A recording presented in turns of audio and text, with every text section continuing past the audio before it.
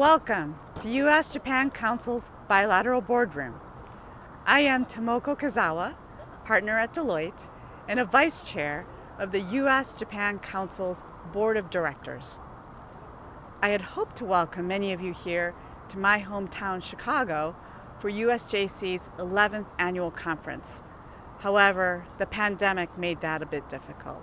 So instead, I'm standing behind the John Hancock Building and the city skyline.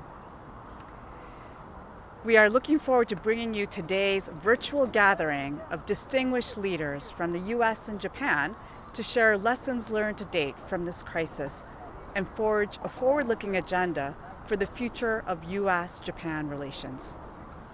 Today's program will start with the view from the government, including insights from Tokyo Governor Yuriko Koike. Then, several prominent leaders from different sectors will speak about crisis leadership lessons. We'll hear from the Honorable Taro Kono, offering a special tribute to our founder, Irene Hirano Inoue.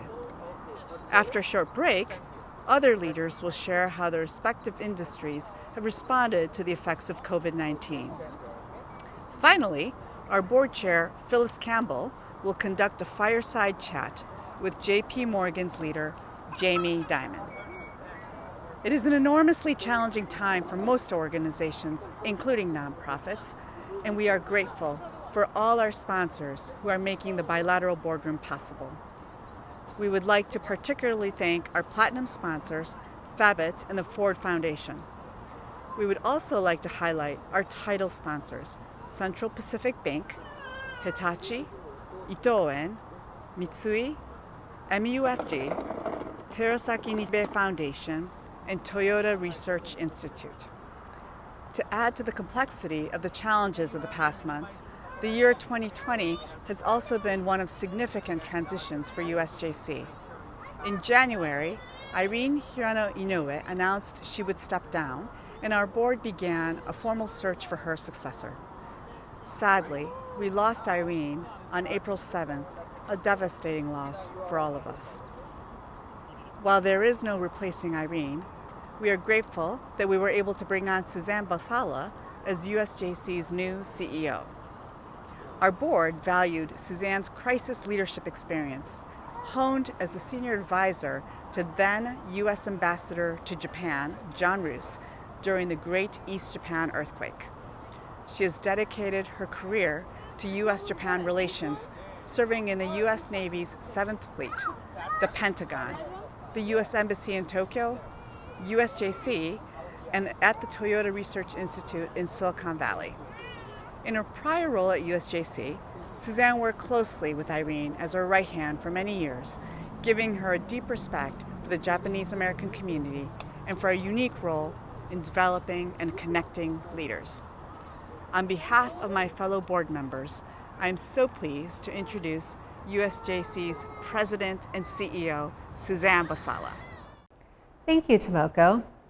I'm joining the Bilateral Boardroom from San Francisco at one of the workspaces of our platinum sponsor, Fabit.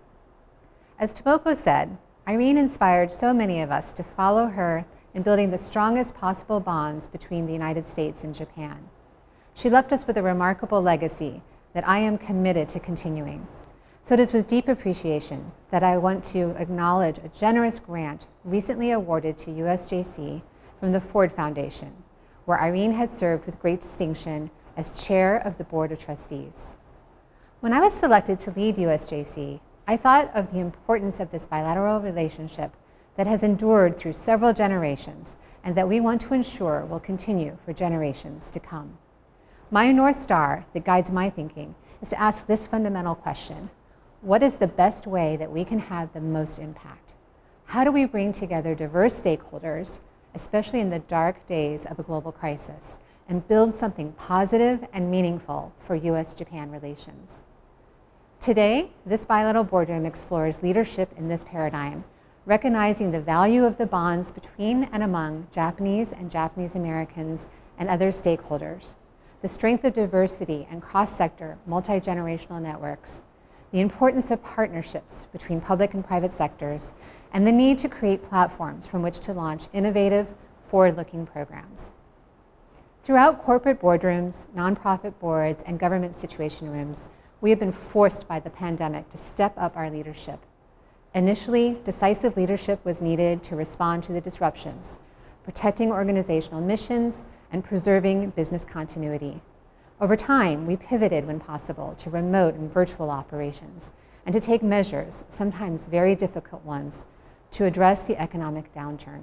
Also, in the wake of recent events exposing systemic racism and the mass protests that followed in the United States and around the world, leaders are looking at meaningful steps towards greater diversity, equity, empathy, and social justice. Today, in the face of continued uncertainty, we must guide our organizations to positions of strategic resilience. These are difficult challenges, but as Irene liked to say, we should not spend time wishing things were different, but we should instead spend time building the world we wish to live in. Today's Bilateral Boardroom is an important step towards doing just that. Now, it is my distinct honor to introduce His Excellency Shinzo Abe.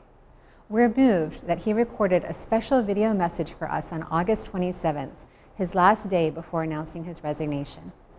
As Prime Minister, Shinzo Abe has been a stalwart supporter of the U.S. Japan relationship. It is my privilege to introduce his message to USJC. 米日カウンシルのバイラテラルボードルーム開催を心からお祝い申し上げます。こうして皆様にご挨拶できることを嬉しく思います。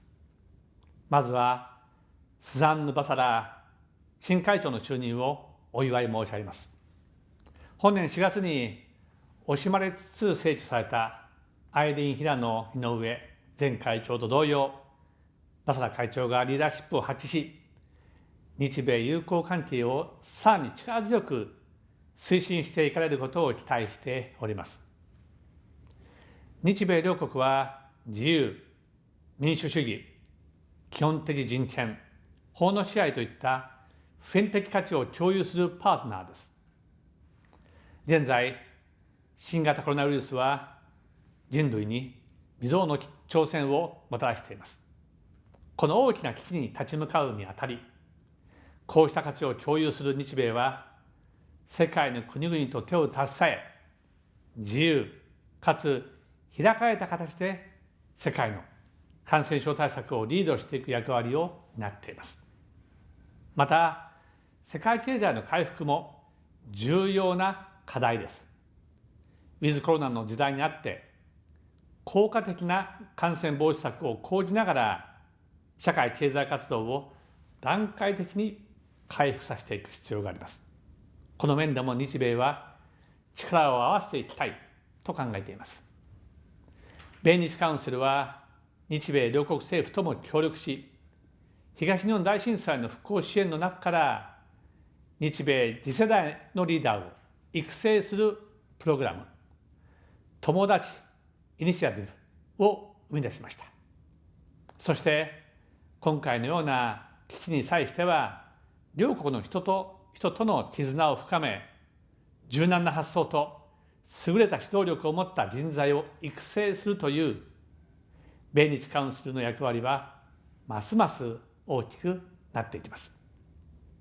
米日カウンシルが変わらぬ志と新しいアプローチでウィズコロナ、ポストコロナの日米関係強化を担う団体として一層活躍されることを記念し、私の挨拶とさせていただいています。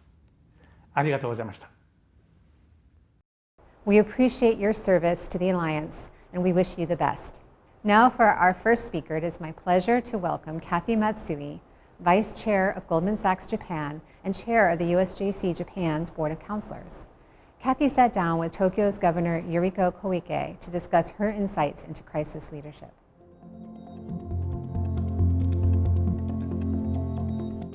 Hello, everybody, and welcome to this session of the U.S. Japan Council's Bilateral Boardroom. My name is Kathy Matsui, and it is my extreme honor and privilege to welcome Honorable Governor Yuriko Koike-san to the stage. Governor Koike is known to most of you, I am sure, but she has not only been an amazing and incredible leader, not only in Tokyo, but for the nation, but she has also been one of the truest friends to the U.S. Japan Council. She has not only spoken at our annual conference in the past, but she has also participated in our Tomodachi MetLife Women's Leadership Program as well.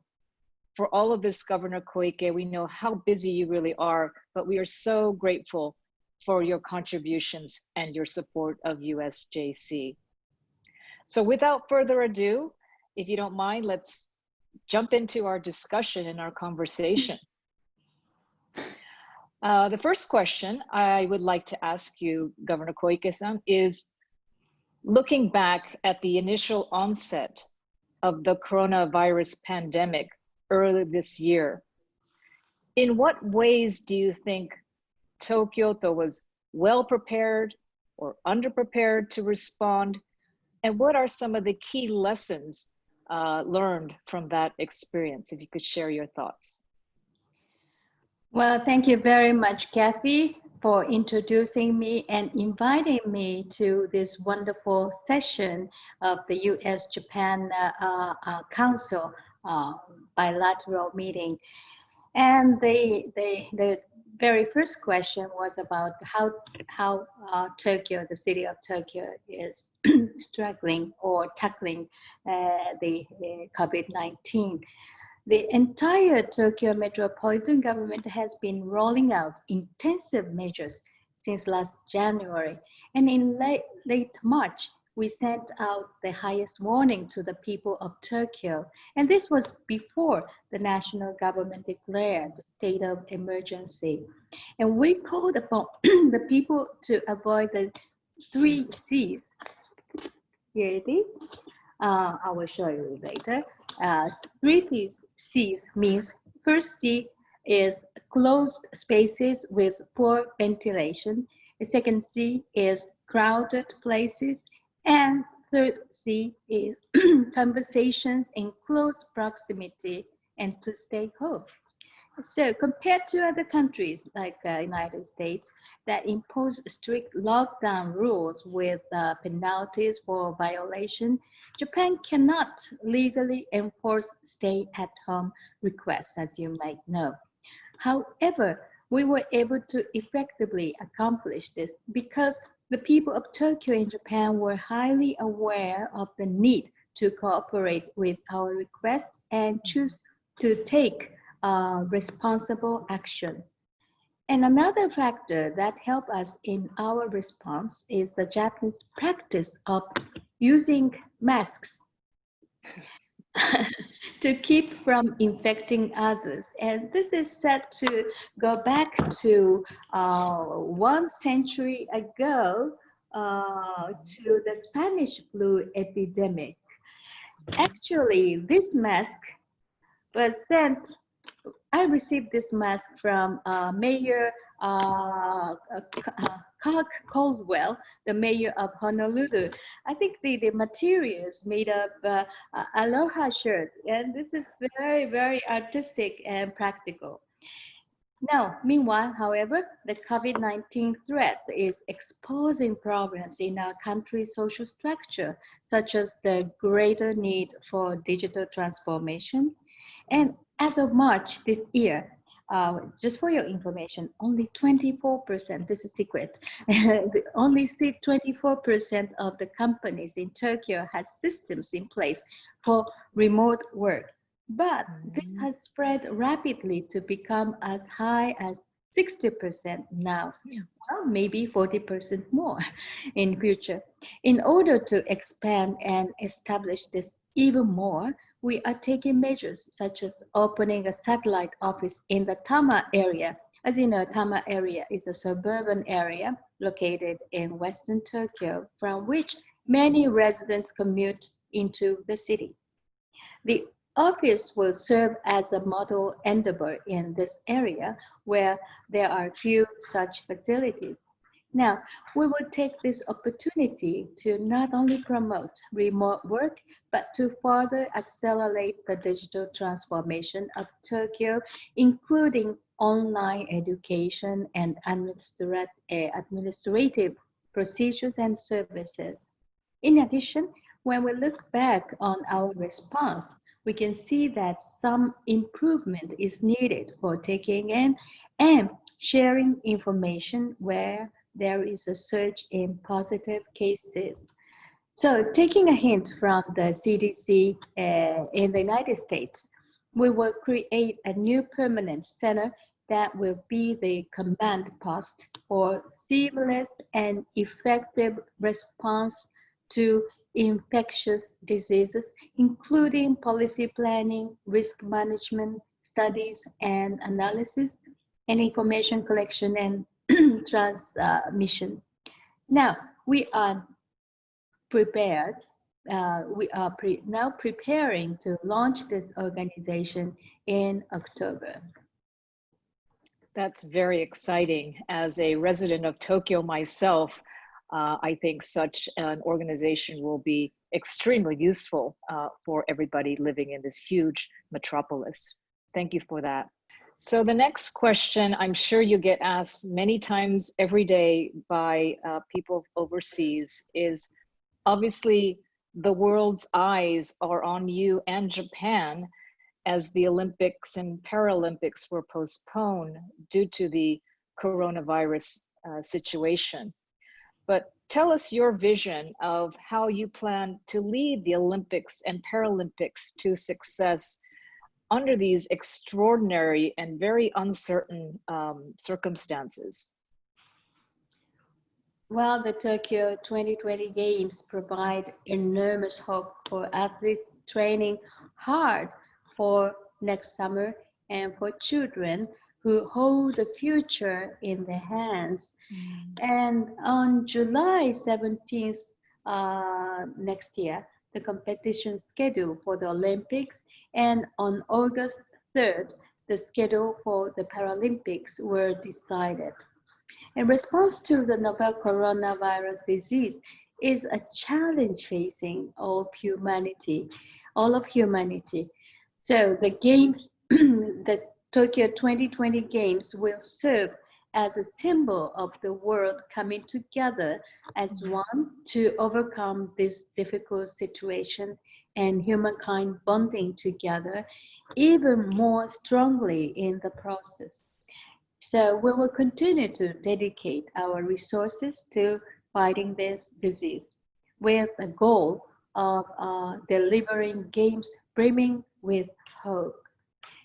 And in June, the organizing committee, IOC, and other relevant parties announced 3 basic policies for the Games: providing a safe environment, receiving the understanding and support of the people of Tokyo and the rest of Japan, and minimizing costs and simplifying the Games based.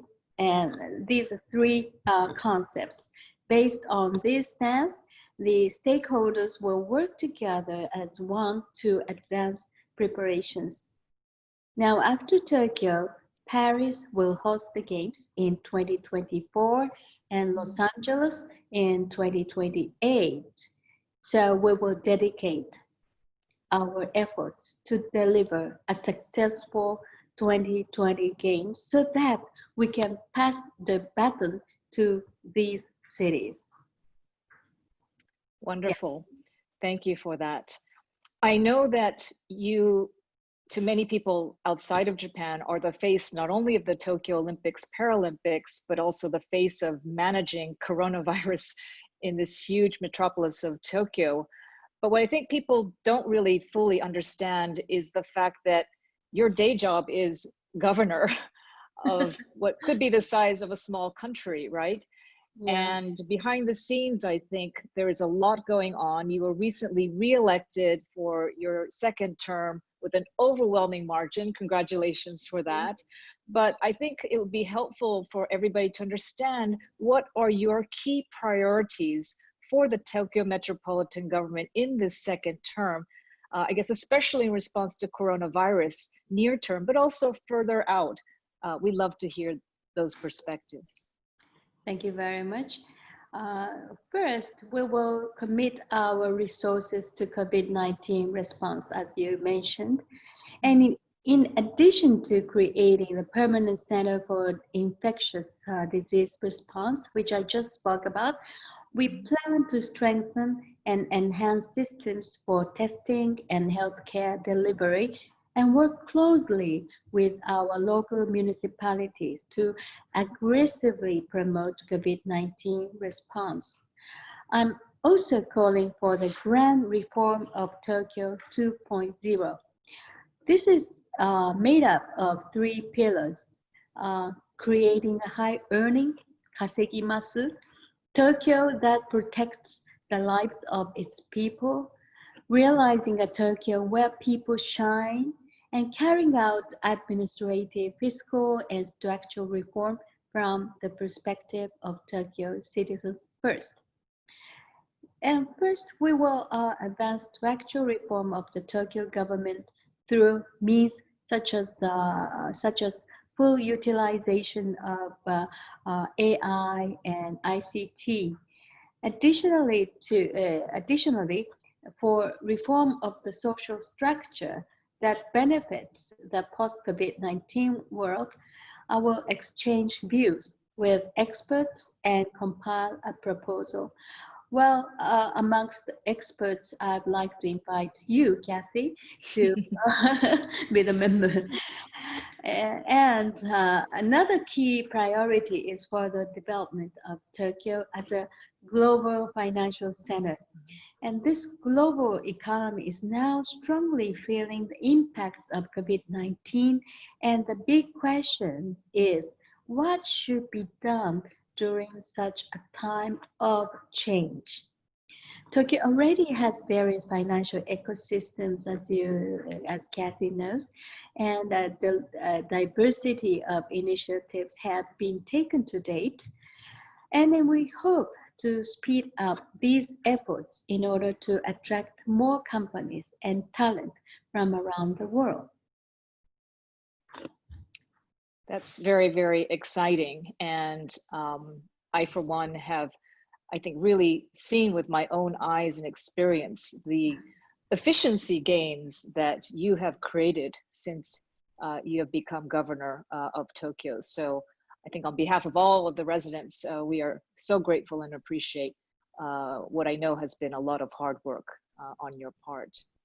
I just want to close by saying that you are so humble and too modest, but from your time as national politician, Minister of the Environment, where I know we worked closely in that arena. Governor Koike is the inventor of Kurubiz, Cool Biz, doing away with neckties in the offices, conserving energy, Minister of Defense, and now the Governor of Tokyo. You are never afraid to take on very bold positions. And as a female to another female, you are definitely one of my very top role models. So thank you for all that you do. I know it's very hard work every day, but we are so humbled and proud to be led by somebody like you. Thank you so much for your time today. Thank you, Kathy. Thank you, Kathy and Governor Koike. Next, we'll take a multi-sector approach to crisis lessons learned through videos filmed last month. Our moderator is longtime Reuters journalist Fred Katayama, who's also a founding USJC board member. I'm pleased to turn the next segment over to Fred.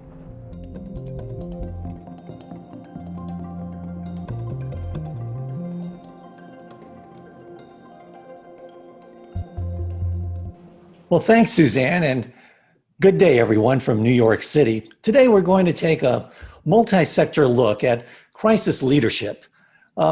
Our distinguished guests, whom you'll meet soon, you and I all face what some people call a once-in-a-100-year event caused by or sparked by what Bill Gates calls a once-in-a-century pathogen. I was looking at some of the stats put out by the Johns Hopkins University today, and it shows that as of today, the US has 5.5 million cases of the coronavirus, even though we only account for about 4% of the world's population, but 1/4 of the world's cases. Now, you compare the US to Japan. Today, Japan has 58,000 cases, even though it has 1/2 the population. It means it's about 1/90th of the number of cases that the US has. But in Japan's case, it's rising rapidly. And so leadership is really important, perhaps more important than ever. And today in our session, we hope to hear about some of the lessons that our leaders learned from handling or managing past crises and how they applied those lessons to the challenges that they confront today. We also hope to hear about the role of innovation in crisis management, and in keeping with the U.S. Japan Council theme of people to people, opportunities for the U.S. and Japan to work together. And now I want to call up our first guest, Darren Walker. He's a good friend of U.S. Japan Council's founder, Irene Hirano Inoue, and together they helped rescue Detroit from bankruptcy. It's a story that I had heard only recently, even though I'd been with Irene on the board for years, but it's come to light. So hopefully we'll hear more about that from Darren. But a little bit about Darren. He is president of the Ford Foundation, one of the world's largest and one of the most esteemed. He and his foundation, they were recently in the headlines because of their novel approach to helping out other nonprofits amid the COVID-19 crisis, and that is the issuance of a $1 billion social bond. So instead of looking at the past, let's start with the present, that bond offering. In times of fiscal crises and economic crises, often the first thing companies, especially nonprofits, do is they practice fiscal austerity, fiscal restraint.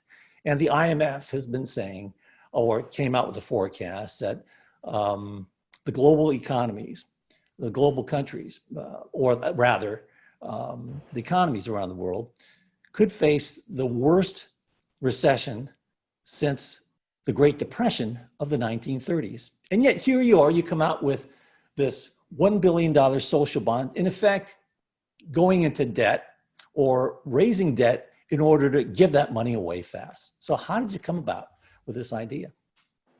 Well, Fred, this idea came about because of the predicament that endowed foundations such as Ford and Rockefeller and MacArthur, Carnegie, find ourselves in a time when the markets may be going down. So let's go back to March, when we first began to realize the full depth of challenges we would face as a result of COVID-19. And for the Ford Foundation, our concern was the communities we are missioned to serve, the nonprofit, the NGOs who work with us. Those organizations were reeling at that time because they were experiencing canceled fundraisers, an immediate precipitous loss of donors. If they were an arts organization, their seasons were canceled, museums were closed. So earned revenue, which is the largest line item for revenue for these organizations, evaporated. Our challenge was to rise to the occasion to give away more money. But the predicament that we find ourselves in back in March and in April was that our endowment values had dropped because the market had dropped. And we live off of that market driven income. And rather than seeking to sell securities, assets at a time of distress, which is not really approved of and is really frowned upon by our investment managers when a time of market downturn occurs. So because we really didn't want to sell assets in some fire sale situation, we needed to come up with new capital. Understanding the opportunity to issue debt as a AAA rated credit foundation that our central bank, the Federal Reserve, had basically lowered interest rates to zero, that created an opportunity for a really innovative bond offering. So social bond aside, what are the biggest social issue that you find that the Ford Foundation is tackling right now, perhaps exacerbated by the current pandemic? Well, as a foundation focused on inequality in the world, we certainly in the United States, but I think beyond the shores of the US, are grappling with this racial reckoning in the United States. We have a situation, Fred, that you recognize because you see it too. And that is a situation over many generations of the unfortunate consequences of white supremacy, of the historic discrimination and marginalization of African Americans, people of African descent in America, and the murder of George Floyd in Minneapolis and the killings that preceded his murder galvanized this country to have really for the first time an honest engagement about the systemic racism that we face in America. And so for the Ford Foundation, in part our mission as given to us by Henry Ford is to strengthen our democracy. We believe that a more inclusive America will be a more successful and democratic America. Darren, on that subject of inequality, I happen to have read a New York Times op-ed that you had written in which you said that philanthropy will not heal or solve inequality. And what you proposed was that those in positions of power or privilege give up some things in order to make this happen. What must they give up and why must they give it up? In common parlance, we think about raising the bottom, but I guess in what you're saying is lowering the top as well in order to shrink the gap? What I'm saying, Fred, is that we have sought to ameliorate the conditions of poverty and inequality through token approaches. We need to move from tokenism to transformation. We need to move from Andrew Carnegie's idea of generosity and charity to Martin Luther King and Gandhi's idea of justice and dignity.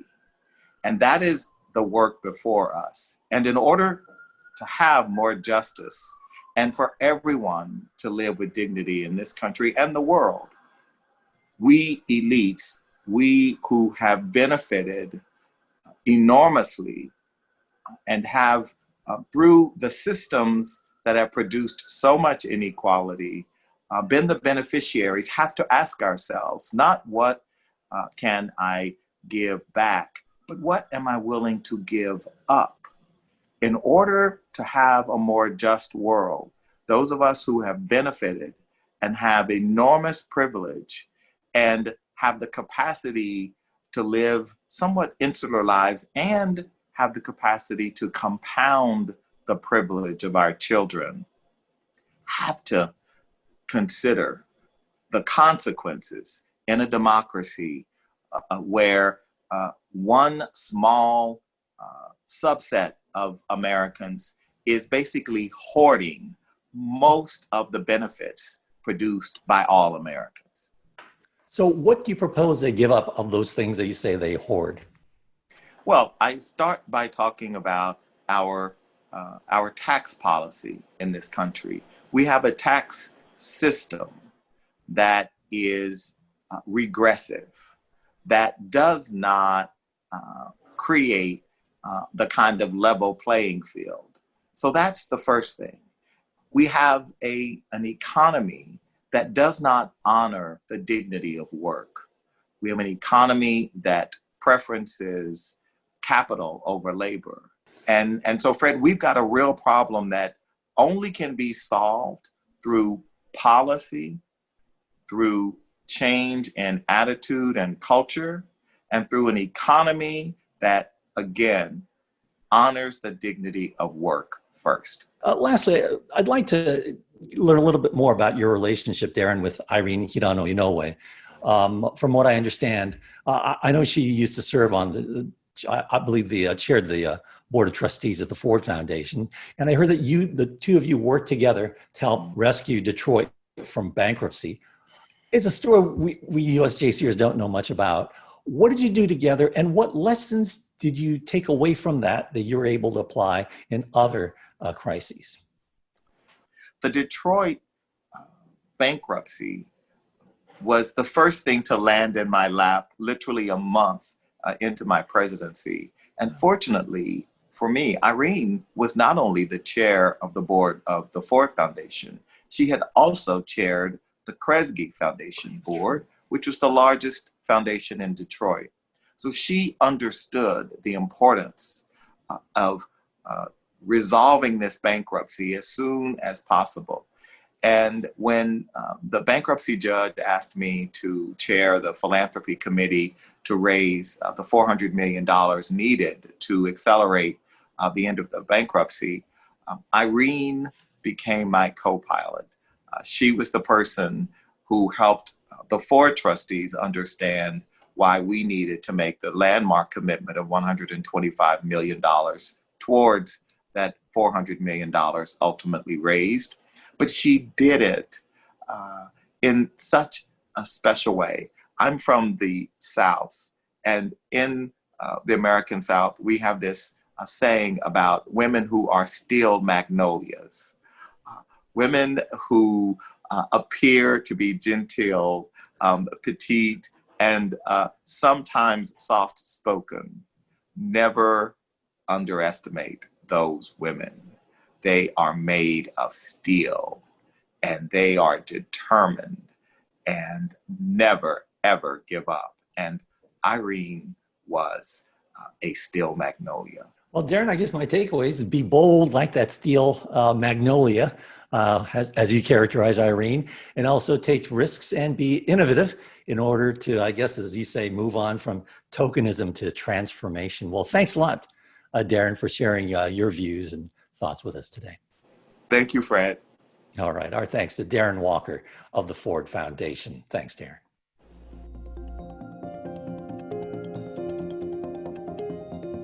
Well, our next guest knows Japan. She's lived there, she's studied there, she even got her PhD there.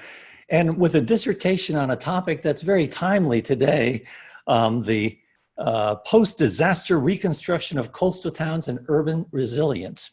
I'm referring to Dr. Julia Neshawat. She is Deputy Assistant to the President for Homeland Security and Resilience. Now, Julia earned her doctorate at Tokyo Institute of Technology. It's often considered Japan's MIT. I recall going past there. Was that Okayama-eki, Julia? Is that where it was? Or Yes, somewhere up there, right? On the Oimatsu-sen, if I remember correctly. Anyway, Julia is an expert on energy and the environment, but if you look at her extensive resume, it's amazing the field that she's covered, running the gamut from serving as a captain in the U.S. Army to being involved with national intelligence to even hostage affairs. And with that, welcome, Julia, to our USJC program. Thank you. Thank you for having me. Great to have you with us. Now, with Darren Walker, I started with the present. With you, I want to start with the past. Tell us about studying in Tokyo, living in Tokyo. Why did you decide to go to Japan? What's the connection? Oh, yes. Well, I've always been fascinated with East Asia, but Japan in itself, between the culture, the advancement of technologies. As you mentioned, I have a background in energy and energy resources, and knowing how advanced Japan is when it comes to those technologies, I thought what better place to really learn and do research. And so I had the opportunity to take a fellowship with the Council on Foreign Relations and Hitachi, who helped sponsor a research fellowship on energy technologies in Tokyo. You were in Japan at the time of 3/11. For those who aren't familiar with that, it's March 11th, 2011, when Japan suffered that triple whammy: the disaster, the earthquake, the tsunami, and the nuclear explosion in northern Japan, the region called Tohoku. What were you doing at the time, and were you involved in any of the relief efforts? Yes, it was tremendous. You know, I was working at the Institute of Energy Economics Japan, IEEJ, in Tokyo. It was on a Friday afternoon, and I was taking a break, walking my dog, believe it or not, outside. And I remember he started barking, and I look up and I see the building swaying side from side. So we hit the ground and just kind of waited until the trembling had stopped. And the irony is, with my fellowship and research in Japan before 3/11, I was focused again on energy technologies. I visited the industries. I met with TEPCO. I visited nuclear power plants in the region with Hitachi. So working with the private sector, the industry, and of course with government, with METI and others. And so with that research, and then looking at what happened on 3/11, there wasn't a quick response answer of what to do other than just rolling up your sleeves and first just trying to assess what kind of damage and was this even over with? I mean, this was such an ongoing issue, right? And we had the aftershocks, which were just as powerful, and of course the uncertainty of what was happening up in the Shinonaki and Sendai area. And Julie, what did you learn from this experience? You saw how, I guess, if not in person in TV, how the Japanese authorities reacted to this, how the companies reacted to it. Are there any takeaways, things that you learned from this experience? Absolutely. Throughout, as I reflect back and even thinking of my own experiences and the different hats and roles that I've worn, you think about what catastrophe brings and when people are in life and death situations. And so it's so important for leadership to really be able to project calm. Tone matters, communication matters, having a presence matters. And so I think a lesson would be with communication, but how you communicate, I think is critical. And the fact of the matter, I think from what I've learned and assessed being there over the time is sometimes you don't have all the answers because again, this was so unprecedented. However, it's just as worse not to communicate. So it's okay to be able to communicate, at least to say we're still assessing the situation or we don't have all the answers. So that piece of that communication, I think, is very, very important, and that's one of the lessons that could be learned. I'd say a second aspect from my personal experience is being able to have some sort of hub or a focal point to really to get everyone on the same sheet of music.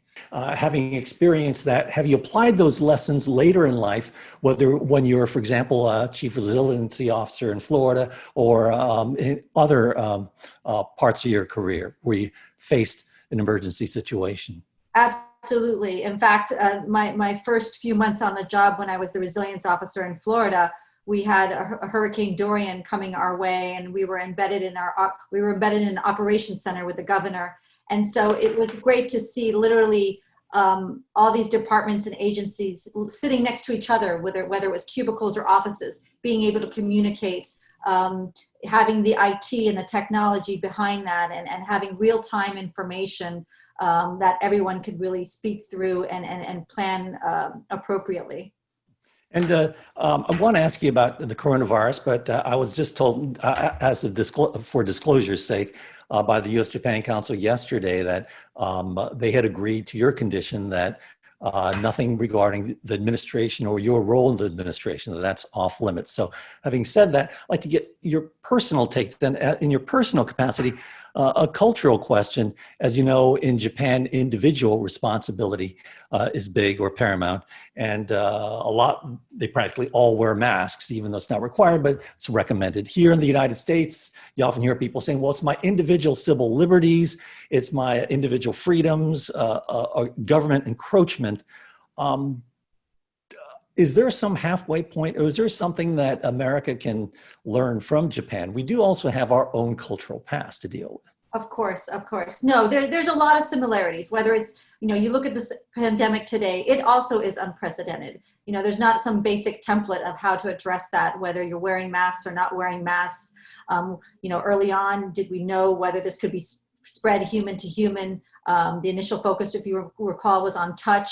But I think the key there and the lessons learned when you look at Japan or other places is it's got to be data driven. Data has to be right. We have to have the facts. We have to have the information, and that process has to be right. So I think if we could take those factors into consideration, whatever crisis you're dealing with, including in today's pandemic, it's so important to have that information, that data, continuing to really drive some of those decisions. So stick to facts. What have you seen in your personal capacity in terms of the response to the pandemic by the civil sector, the nonprofit sector, or perhaps the private sector? And is there anything that they can do in partnership, say, with the government, that they can do better next time we have a crisis of this magnitude, or any crisis for that matter? I'm so glad you brought up that question and comment, because it is so important to involve the private sector and industry. There are multiple stakeholders here. They will have the on-the-ground expertise. They may be able to cut through some of the red tape, the bureaucracy that takes a while. So yes, I have to say, in any crisis situation, it's important to include all stakeholders, and that is the private sector as well. And lastly, Julia, from your vantage point, given your background, what does it take to be a good, effective crisis management leader? Yes, you've heard some of the themes I was speaking about earlier, whether it's about having data, sticking with the facts. But I want to go back to the aspect of one, how you project calmness during a crisis and how you communicate. And again, that presence, that certainly matters. To me, those are essential when it comes to leadership during a crisis. One other thing I didn't touch too much on was not being risk averse. Leaders sometimes need to allow their people, and there may be failures, along the lines, but don't be afraid to also delegate some of the decision making if you are not available. But it's really important to take all those aspects together to be able to represent during a crisis and being able to help manage that. Our previous guest, Darren Walker, also talked about being innovative and taking risks. So my takeaway is communications, also stick to the facts, and project a sense of calm. Thanks a lot, Julia, for sharing your thoughts and your personal anecdotes as well. Thank you very much. Okay, and hopefully one day when post-administration, you can tell me what it was like during the coronavirus in the room where it happens, all right? Absolutely. I appreciate it. Arigatou gozaimashita. はい、どういたしました。Thank you. よろしくお願いいたします。Our thanks to Dr. Julia Neshwat of now working for the administration. Hope she'll be back.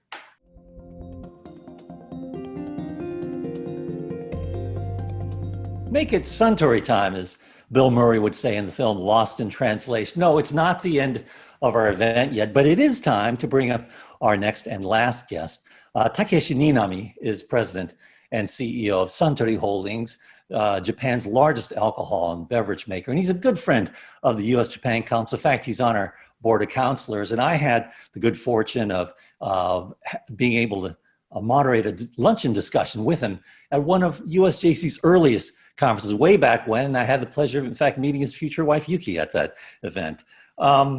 You mentioned, you go to Japan, you mentioned business leaders, and Tak Ninami's name always comes up. He's a change agent. He's an internationalist. He's dynamic. You'll love him. Now, he made his name as CEO of Lawson's and grew that chain, restructured into the giant that it is today. But in 2014, he went to Suntory. That's a privately held firm, family health run firm.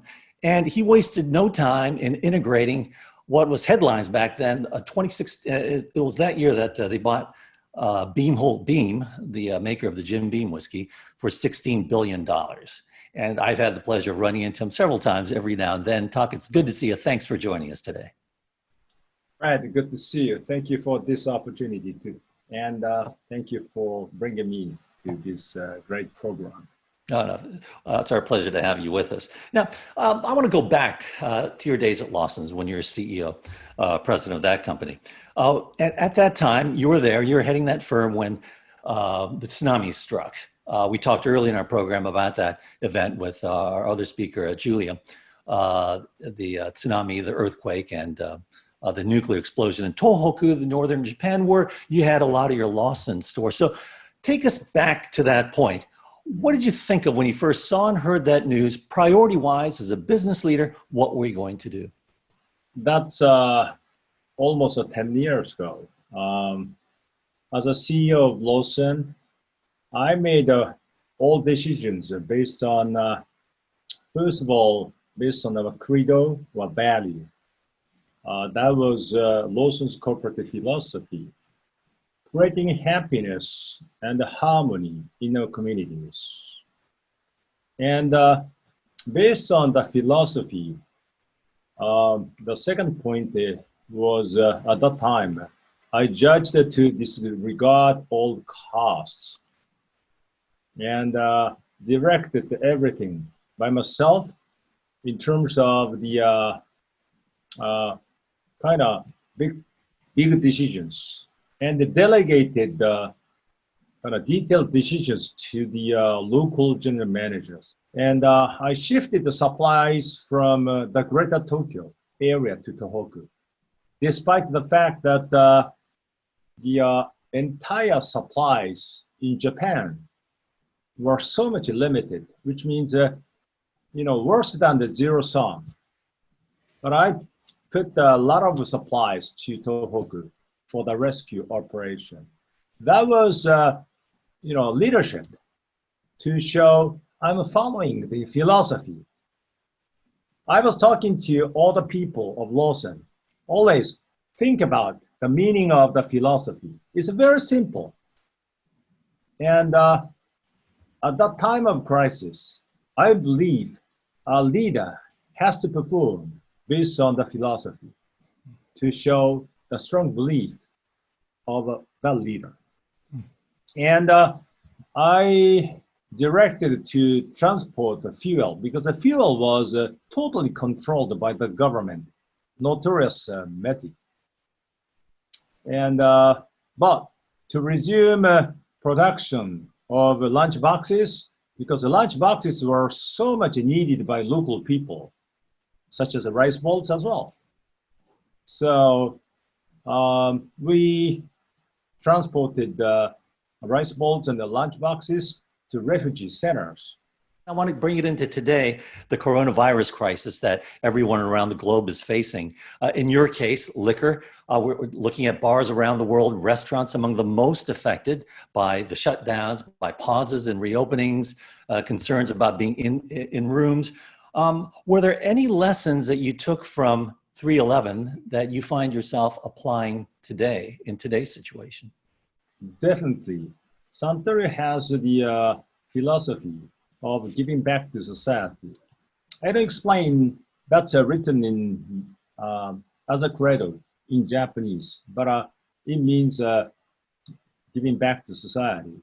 And the Suntory has been able to do business for more than 120 years. The reason is always live with the society. And this time, we reduced tremendously the production of alcohol beverage products. Instead, we repurposed our facilities to produce hand sanitizers and donated it to the medical facilities in the US, in Europe, in Japan. And because of that, I think we lost ready-to-drink market share. But it was okay. And the people, I think the people definitely felt so much pride of being a part of Suntory Group companies. That is a huge asset for us because this battle will continue. We need the solidarity of the people because the people first. And we delivered masks, sanitizers to our essential workers working at the factories. And we gave them to their families who are so much concerned about their family, working for factories. So, this shows, we didn't care about the costs. So I guess in a nutshell, it's people before profit. And in your case, the philosophy not only served the community, but also your employees by instilling pride, as you put it. Now, it made me wonder, with Lawson's, you're basically a domestic corporation. You had some exposure to China. I remember at that time we had our business tete-a-tete. But now with Beam Suntory here in the United States, you've got big exposure in the US, Japan, and Europe as well. In Europe, well, especially the US, as you know, it's that Milton Friedman sort of mindset of shareholder first, whereas Japan has a broader a definition of what the stakeholder is.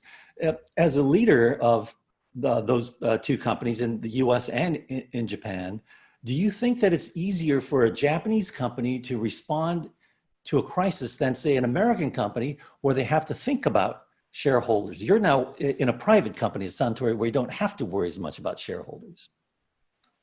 I think it doesn't matter. I mean, whether you are in Japan, you are in States, you are in Europe. Those initiatives of giving back to society was not from my requests to all the regional general managers.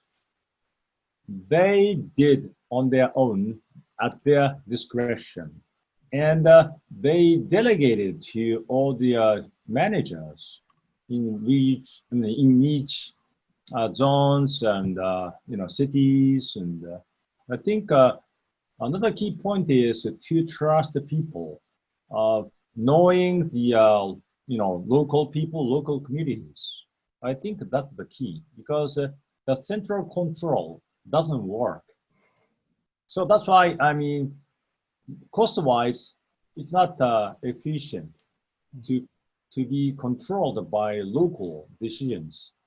But I do believe people know what they have to do. I want to go on to innovation. You've always been an innovative leader. And I happen to have taken a tour of Suntory years ago when I wrote an article, the Hakushu wine distillery, I think, and the winery in Yamanashi. And I remember being told by the Suntory guys, hey, it's yatta minahara here. It's go for it. Just go for it. Try it. Now, I heard, I was reading up for this interview, and I heard there's this thing you guys are working on. It's got a lot of buzz. A drinking helmet? What is it? Yes.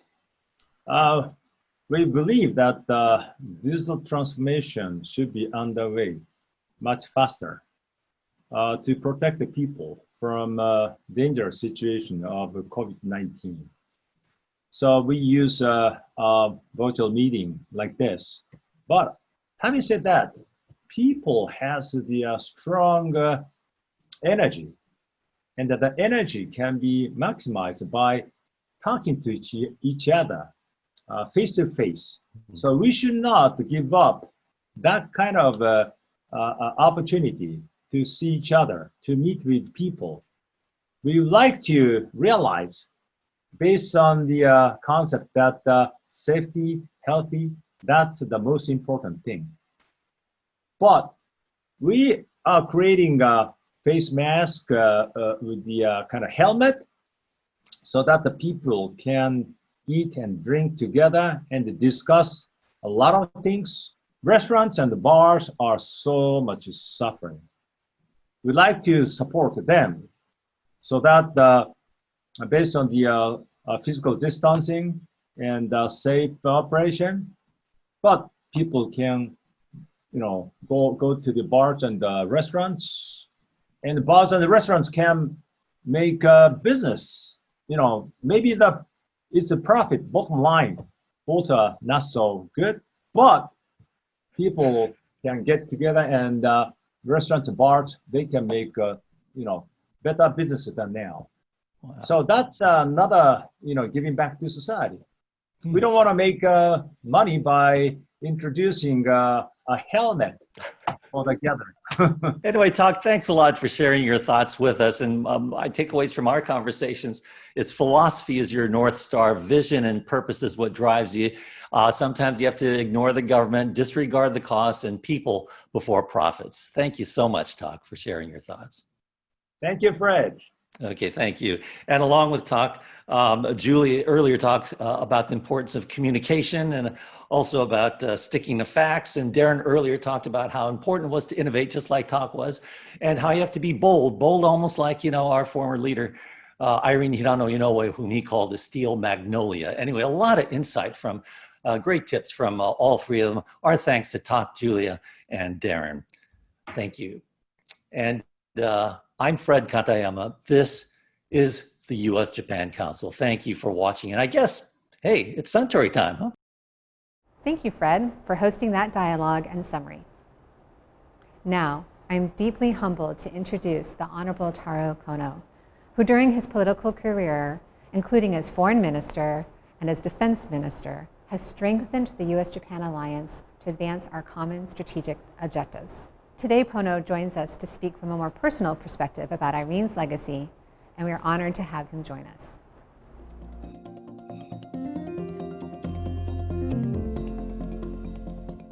Hello, how are you, everyone?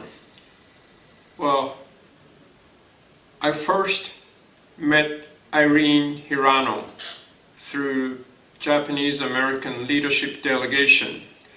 I think the first year was year 2000.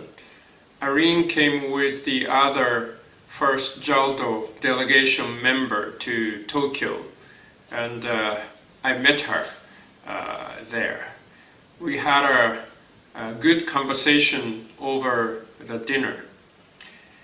Well, back in 2000, I think we are very concerned that the Japanese American community in the United States sort of leaving Japan. The relationship between Japan and the Japanese American community are getting thinner and thinner. And my father was very concerned, if we don't do anything, we may lose the Japanese community, Japanese American community forever. And we started this Japanese American leadership delegation program in year 2000, and Irene came with a program. She was, I think, president of Japanese American National Museum, and she was trying to educate people about the history of Japanese American community. I visited the National Museum with my father, and she gave us all the explanation of the exhibition then. Well, through Irene and through this JALDO program, I met a lot of Japanese Americans, Japanese American leaders in many communities, and I had a great time with them. And thanks to Irene and Senator Inoue and the U.S. Japan Council, I think the relationship between Japanese American community and Japan has been recreated and has been established very strong. Irene not only promoted the relationship between Japan and the Japanese American community, she tried to establish relationship between Asian Americans, especially Asian American state and local politicians, and Japan. She led the delegation of Asian American politicians to Tokyo, and I met many of them. So we are very grateful for what she has been doing. Irene also personally encouraged me to continue singing. The Japanese American leadership delegation, I think it is now customary to go out karaoke after dinner with parliamentary members. And she always encouraged me to sing there. So if I get the Grammy Award, I think I will talk about her at the award ceremony. I remember the night before the big East Japan earthquake, we were out singing at the karaoke, and I said good night to the delegation, and hours later the big earthquake and tsunami hit Japan, but I think they went home safely. My wife Kaori and I still remember the night in Hawaii. I think when Japanese American leadership delegation had a reunion, Senator Inoue and Irene invited me and my wife. We had a very nice dinner. We had a very long talks over many things. I still cherish the memory of that night. So I would like to thank Irene for what she has been doing for the last 20 years and the friendship with me and my wife. And I would like to continue working with what she has left to re-establish relationship between Japanese American community and Japan. Thank you very much. Thank you, Irene.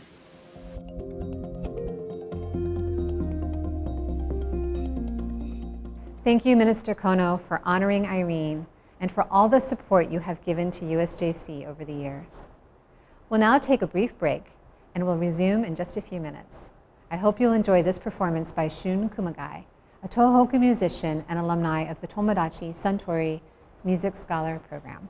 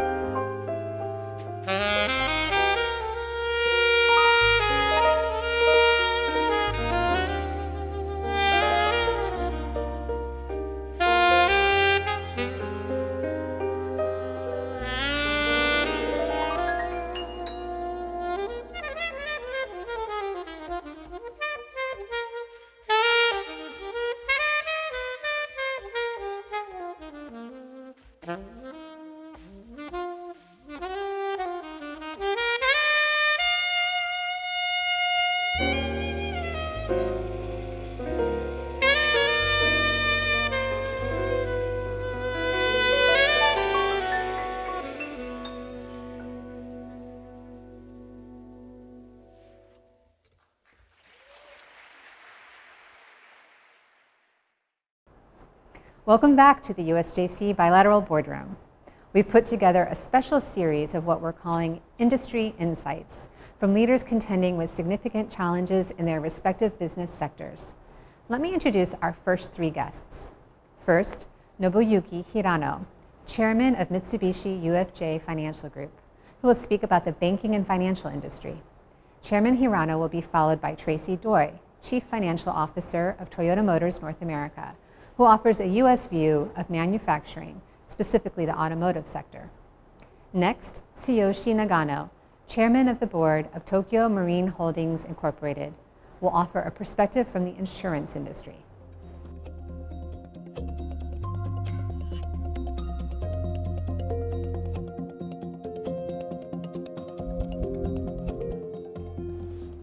This is the worst pandemic the modern world has ever experienced, and its impact on the global economy is much more profound than even the global financial crisis 12 years ago. However, MUFG, like the entire banking industry and regulators worldwide, has made significant efforts since then to substantially reshape ourselves and ensure our resilience through any potential crisis like this in the future. In fact, banks are generally well capitalized, and regulators have expeditiously taken a series of coordinated actions to stabilize the markets, including providing huge liquidity, purchasing corporate bonds, and even encouraging lenders' forbearance in favor of borrowers. We can't eliminate the economic pressures of the pandemic, but we can mitigate them by tending to our mission to support customers and society by providing financial lifeblood to local and global communities as efficiently and effectively as possible. To that end, COVID-19 presents not only to us but also to households, public sectors, entire industries, and society as a whole a great opportunity to accelerate digital transformation. As we step up our efforts to digitize business practices, we improve the customer experience, enhance business continuity, and give employees a diverse choice of working styles.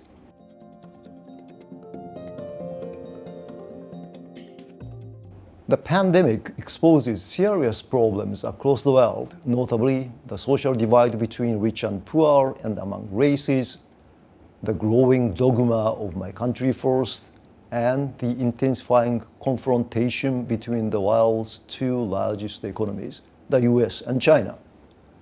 Given these circumstances, what the U.S. and Japan can and should do is focus our combined resources on rebuilding the global order and global governance in unison with other like-minded countries who share common values.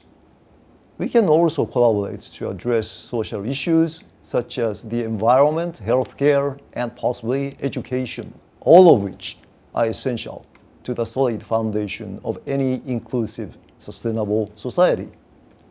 In this regard, the business community can play an important role. Keep in mind that the U.S. Business Roundtable last year declared a shift from shareholder capitalism to stakeholder capitalism, a pronouncement that Japanese business leaders have been willing to embrace. Finally, what we at the U.S. Japan Council can do is to deepen the relationship between our two nations at multiple levels, including the grassroots exchange of our young people, their ideas, and their passion. I endorse continuing Tomodachi initiatives to develop future leaders with deep respect for what makes each culture unique and what binds us together. This is the bedrock of our friendship, one that can help change the world.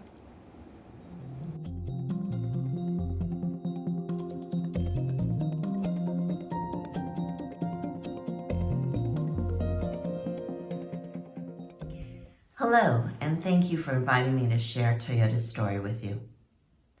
When COVID-19 hit our shores, it took everyone by surprise.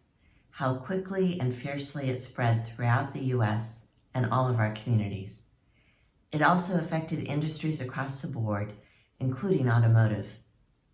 And while it's true the auto industry, including Toyota, has seen some encouraging recovery sales numbers quicker than anticipated, the ongoing effects of this pandemic are quite clear. Before COVID-19, the sales forecast for the total U.S. auto industry was about 16.8 million units. Now, analysts predict those numbers will drop to roughly 13.6 million. This pandemic has had quite an impact on Toyota, not just our sales numbers, but all parts of our business.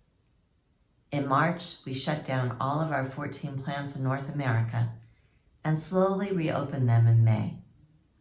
We had to implement our work from home policy for our non-manufacturing team members, and hundreds of our dealers had to shut down parts, if not all, of their business.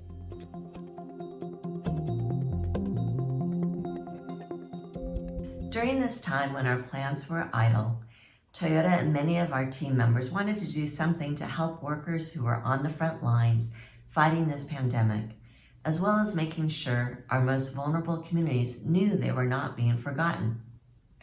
I'm so proud of how our company and our team members demonstrated Toyota's global vision of helping improve society.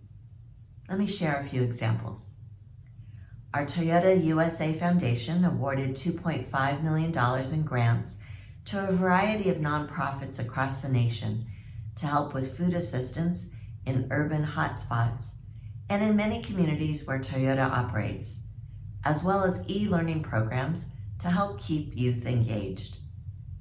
Since a lot of our operations had shut down for a few months, our teams donated personal protective equipment to support healthcare workers.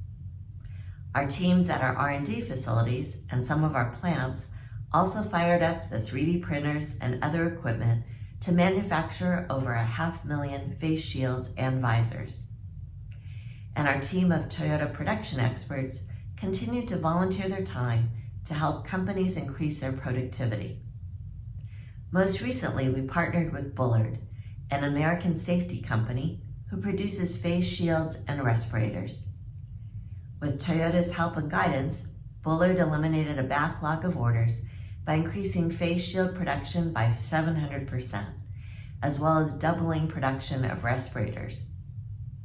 And because of their increased capabilities, Bullard added 24 new jobs and cross-trained employees for a more flexible workforce. Toyota will continue doing what we can to help communities across North America get through this pandemic. Thank you, and please stay safe and be well.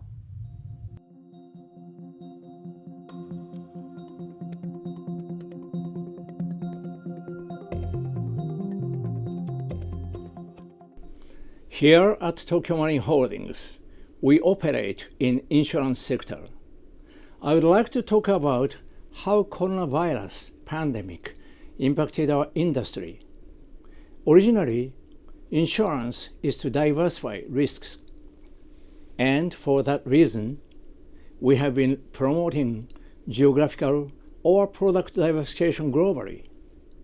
However, quantifying and underwriting pandemic risk is extremely difficult because it simply does not fit the principles of insurance, because losses occur globally and simultaneously.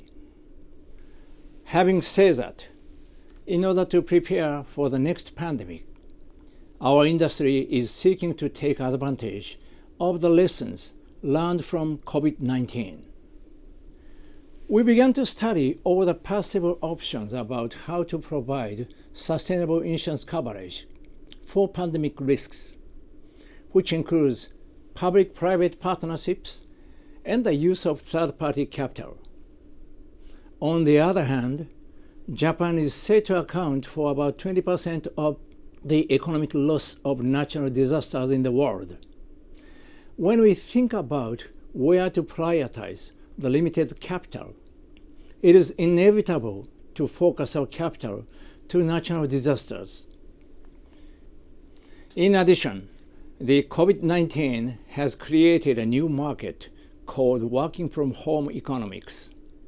We are looking to develop new products and services to match the new needs of the society.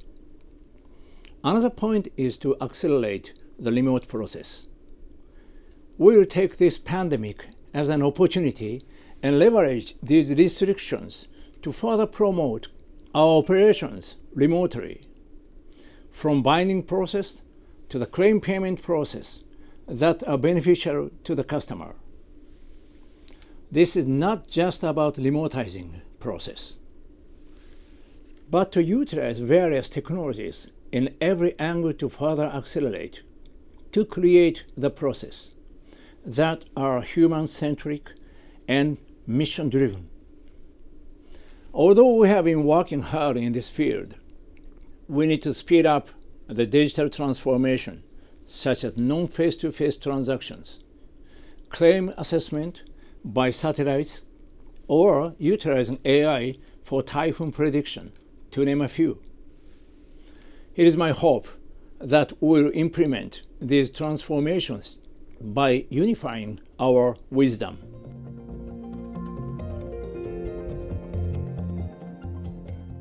Policies is unclear now, and it seems that many people are becoming selfish.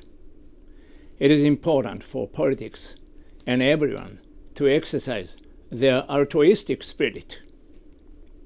Under such circumstances, there will be much more political developments nowadays. But apart from that, it is very important how young people emphasize and unite to design the world that they wish to live. I am very confident that it will be best and quickest way. Fortunately or unfortunately, Japan is a country with plenty of social issues. Declining birth rate, aging society, and frequent natural disasters in Japan will eventually become global issues. We hope that young talents from the United States and Japan will collaborate to tackle these global social challenges. So here is my suggestion. I wonder if we could create a packaged program which includes hackathons, internship, or even hiring as full-time employees by collaborating with companies.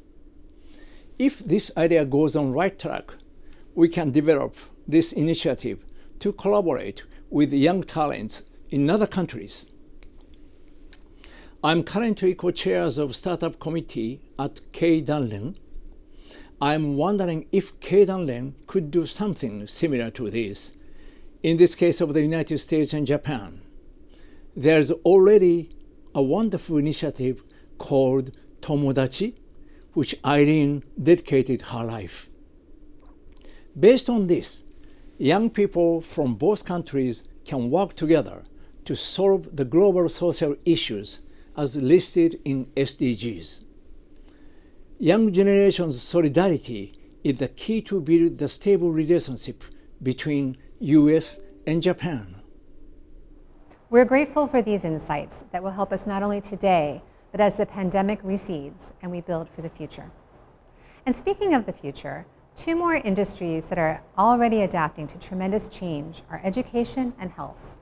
Our next two industry insights come from Dr. Judy Sakaki, president of Sonoma State University, who offers an educator's perspective, and Christophe Weber, president and CEO of Takeda Pharmaceutical Company Limited, sharing a perspective from the healthcare and medical sectors.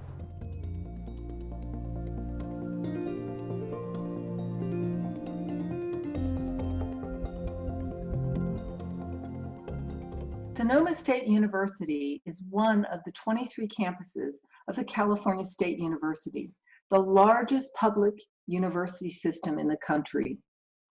The pandemic has impacted our budget, and it has changed the way we are operating. Most of our classes and services are being offered remotely for the health and safety of our students, faculty, and staff.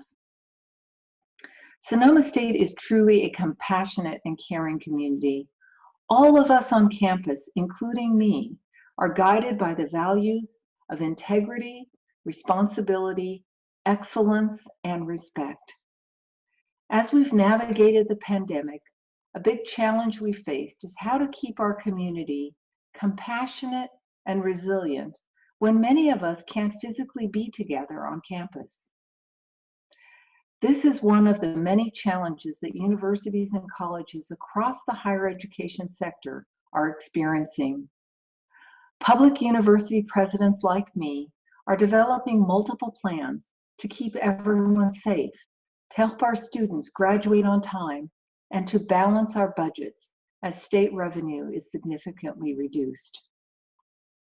But for me, conveying real and consistent compassion has also been a top priority. Our Sonoma State students are fiercely committed to the dream of a college education, and they have incredible grit to make their dream come true. Many of them are first generation, low income, undocumented, or underrepresented minority students. They're already navigating burdensome systemic inequities on top of the pandemic itself. I believe it's been critical to make clear to our students that we in university leadership are supportive of them. And obtaining a college degree continues to be a path towards upward mobility and success.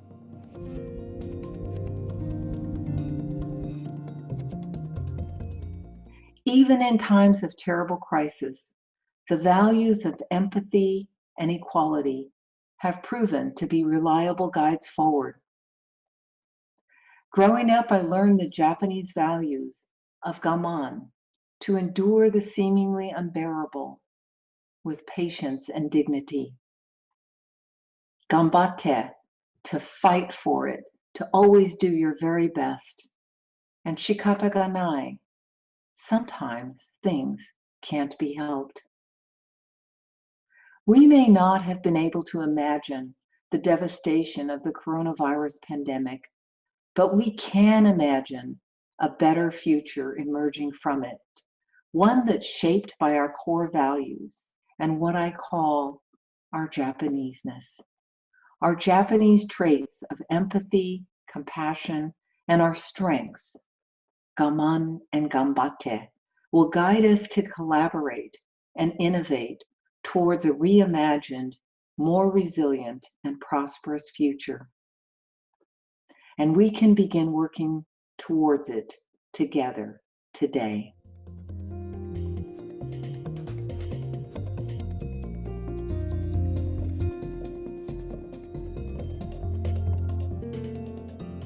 Well, the most significant impact has been on the positive side. Very significant collaboration among the industry to solve the problem, to bring vaccine solution, to bring therapeutic solution. I think we have seen an unprecedented level of collaboration in many ways, which has been quite remarkable and which will allow the industry to bring these solutions to the society as quickly as possible. On the negative side, the most significant impact has been the slowdown of some clinical trials, of some therapies which are in development. Many healthcare centers, many hospitals stopped operating because they were dealing with the coronavirus situation, and that has slowed down the development of our pipeline. I think it will restart, but there is some time lost, sometimes which will not be able to be recovered. I think that would be the most significant negative impact.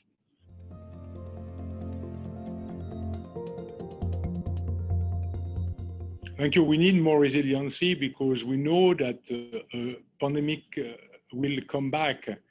There will be new threats, there will be new virus. And we know that international cooperation is very, very critical. So I think the United States and Japan can be really a trigger for this type of cooperation.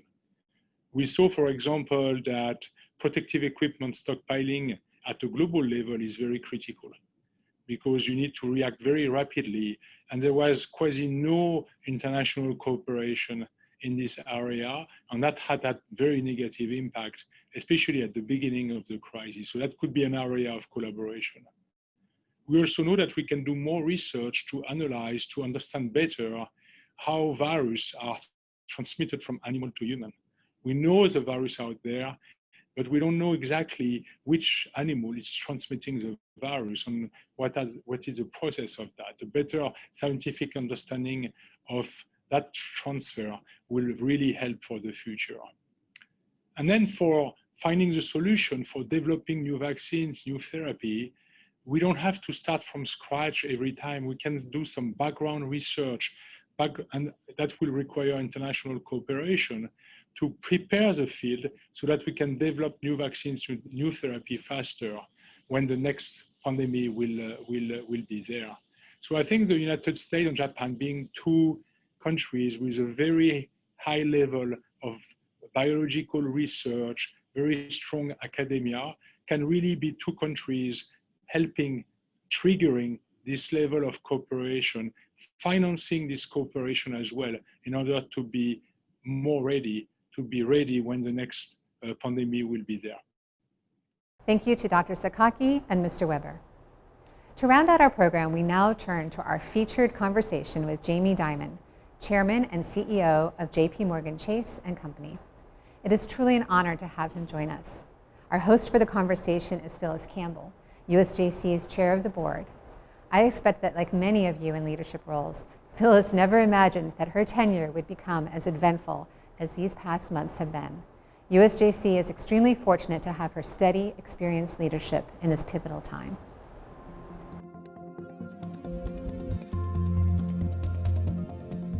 Well, thank you, Suzanne. And I just want to say I'm certainly privileged to serve as the chair of the board of USJC and to work with you, Suzanne. But I, in particular, want to say thanks to all our sponsors who have made this webinar possible in the Bilateral Boardroom. Your support during this unprecedented time is so appreciated. So we're pleased to welcome you to this as well.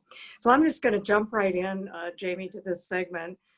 You were the most highly requested speaker that, people kept asking for you, and we appreciate you taking the time to join us. And we don't need to introduce Jamie, I know, to all of you. You know who he is. And I would just say to all of you, I am so privileged to work for Jamie and for JP Morgan Chase. It was probably the luckiest event of my career when I got the call over 11 years ago to come to work for Jamie and JP Morgan Chase. And we can say a lot about him. Certainly, he's one of the top leaders in the world as chairman CEO of JP Morgan Chase.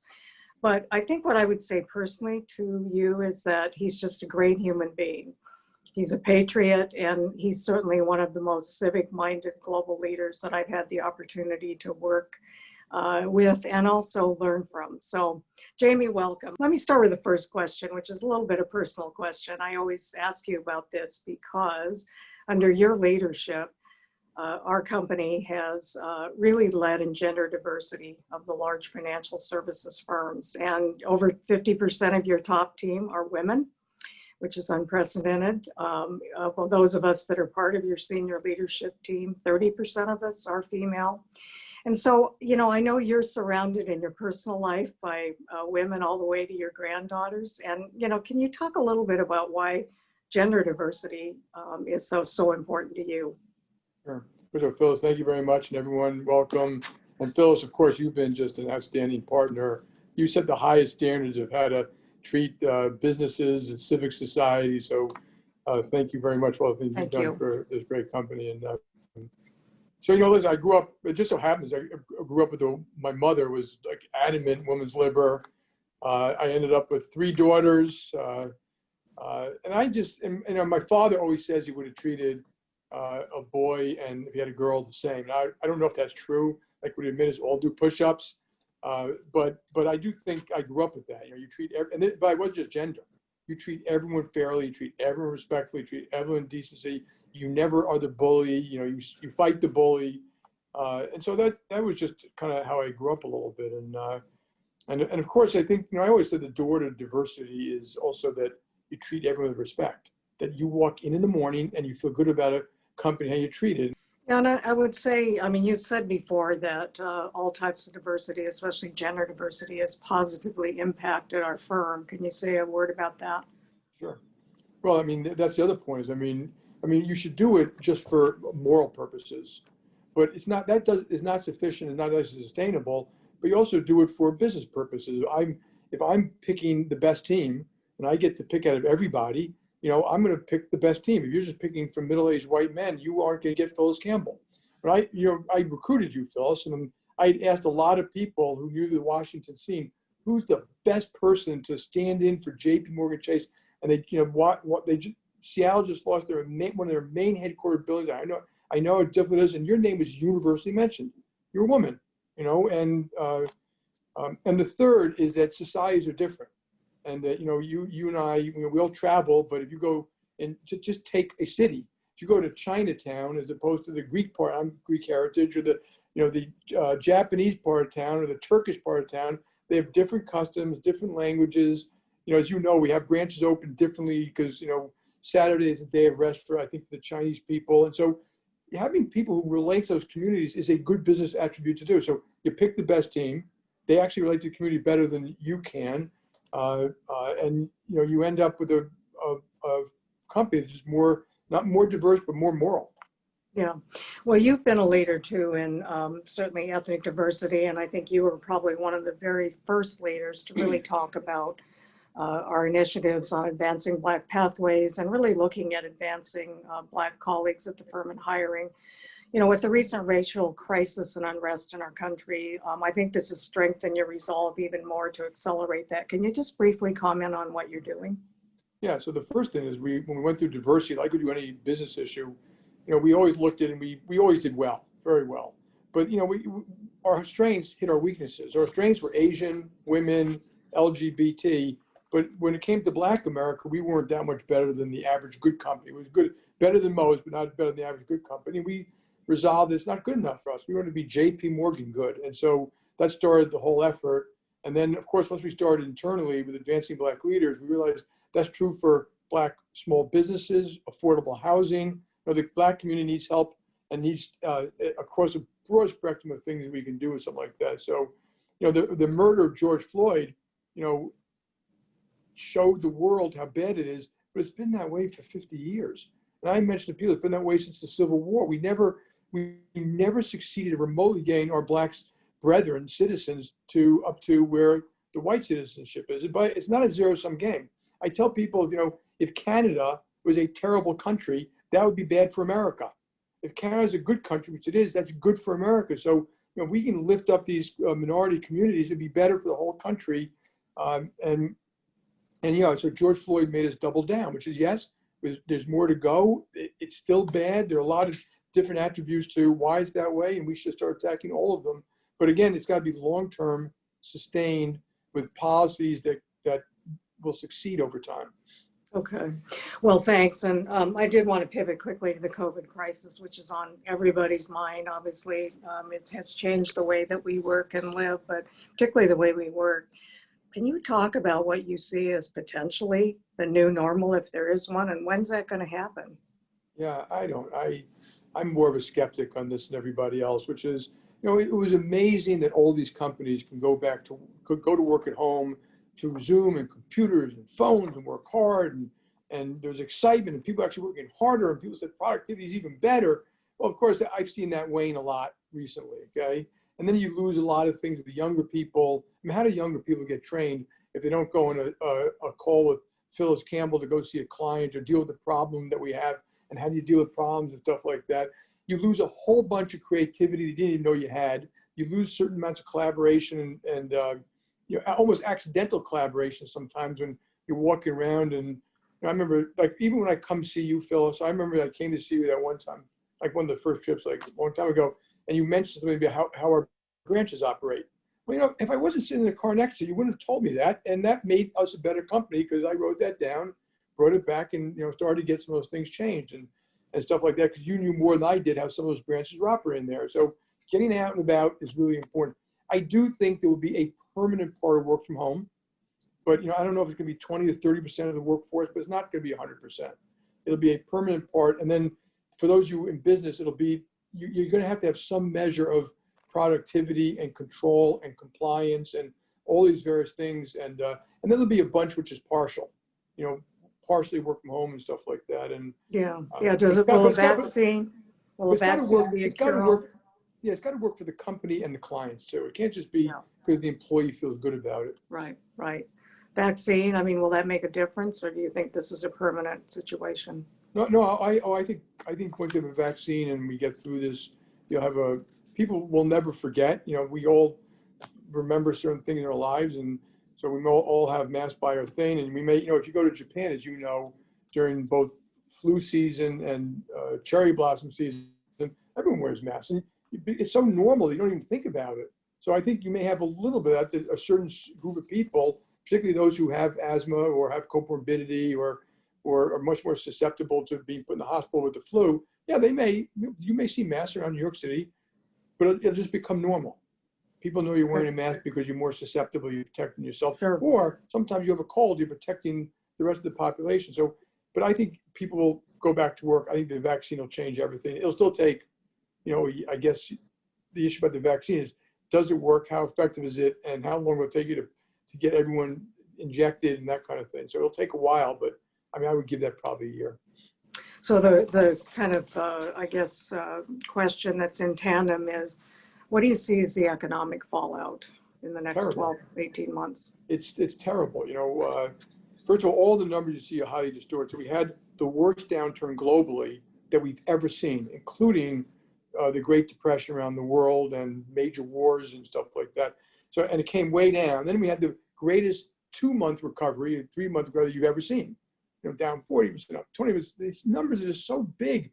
It's almost impossible to fathom, of course, and they're completely distorted by all these good programs, that help small businesses and help people with income and stuff like that. But it's really hard to know where we even are today. Where are we today? And if you use unemployment, if you use kind of one benchmark, call unemployment at 10%, is that the number? Is it really 11? Is it really 12? Is it really 9? We don't know. So, but I think over the next 3, 4, or 5 months, you're going to find out what the base is, and you also may find out what the trend is. Now, we're all hoping the trend is that it starts to improve, but the trend may very well be it stays this way for a while, because you still have a lot of people taking actions to protect themselves, to reduce their expenses. You've got this bifurcated economy where some things are doing really well, some are doing really badly, and it could easily get worse. Government programs don't always work. We haven't put in the next round of stimulus yet. You're starting to see companies lay off people. So you got to be prepared for all three right now. And it's just literally guessing on which one of those is going to be. But you have not seen the traditional suffering that takes place because of a bad economy. Because people were a lot, for example, the unemployed, 70% were making more money than making before. And they thought they were being furloughed as opposed to laid off. And now to find out they may not have their job back. So we still should be very sensitive and make sure we're helping that part of society and maximize the recovery. Okay. In the interest of time, I'm going to jump to the last question, because we do have a few questions from our sponsor heads here. So just with Japan, I know JP Morgan, Chase, we've been in Japan since the turn of the century, Great Kanto earthquake. I guess, question is, how do you see the economy in Japan? Can you talk a little bit about our role, JP Morgan's role in Japan? Yeah. Well, first of all, the most important thing, when we go to any country, they're permanent, we're good citizens, we don't want to run and hide. When things get bad, we go. I went to Japan 10 days after the earthquake and stuff, just to visit and show my respect for the Japanese people, who, as you know, are very stoic. And when you went there, we turned down the lights, they turned the temperature, and everyone was helping each other. It's kind of a beautiful thing. So we're there permanently, and we have an enormous amount of respect and admiration for their culture and their history. And having said, and I feel terribly bad about Prime Minister Abe, because first, on his personal health, I wish him absolutely the best. But I do think he was on the right track.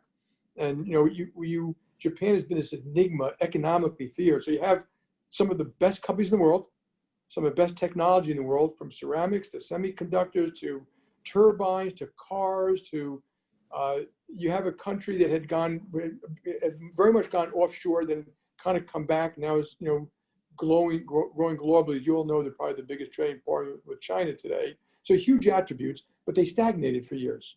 And they stagnated even with a lot of fiscal and monetary stimulation. And that was hard to understand. Like, how's that possible? Part of it was the bridges to nowhere. Part of it was the demographics. Part of it was they didn't allow immigrants. Now they're allowing guest workers. So I do think proper fiscal monetary policy, but the other stuff is important too. Corporate governance, transparency, guest workers, having women. I think they did a better job, by the way, getting women to the workforce than America did. So if you look at when they put their mind to it, it happened faster. Now, you can still debate where they are in the system, but it happened fast. I think more women as a percent of the population work in Japan than work in the United States. And so that Abe's third arrow, and you really got to be more sophisticated at the detail. That is kind of what they need to do to grow faster. And I think they need to succeed overseas to help their aging and declining population. And of course, you want to keep the income levels up and the everything there up and the quality of living up. And I think to do that, they're going to have very successful companies. And so, so they're doing a lot of the right things. And you also just, Warren Buffett just made, I mean, I'm actually asked to study these companies, like what they're doing and how they're doing Right. it. You know, And all the trading companies investing, exactly. yes.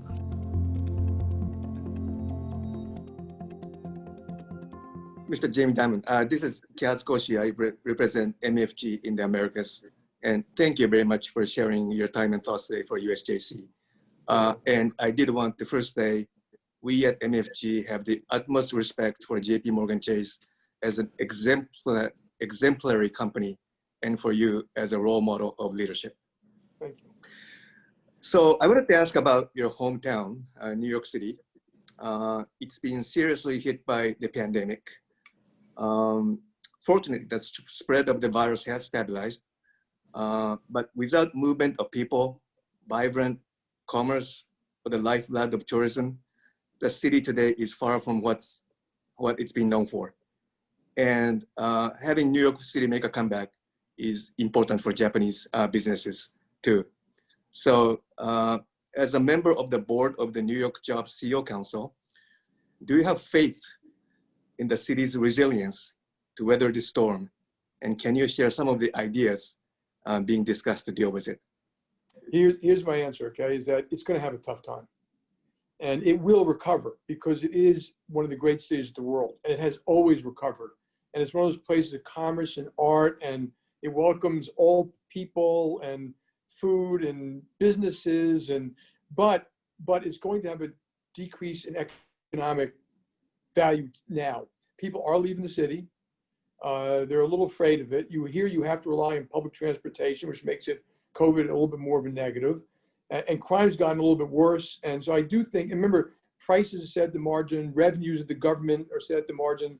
So the government's going to have less money. And I think you're going to have a little bit of a tough time before it bottoms out and starts to grow again. So at the same time, you saw Google just announced to put a couple of thousand people here. I mean, Google is, and Amazon is, and Facebook is. They're all part of that Jobs Council thing.